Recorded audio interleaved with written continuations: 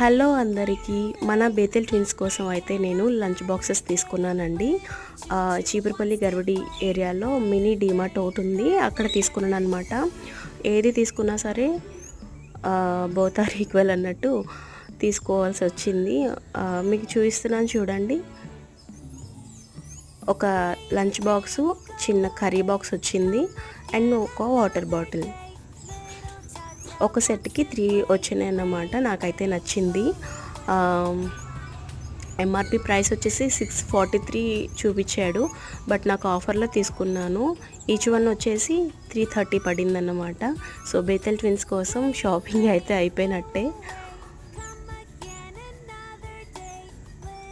Mummy నాకు ఈ box కావాలి అని చెప్పేసి వాళ్ళే సెలెక్ట్ చేసుకున్నారు.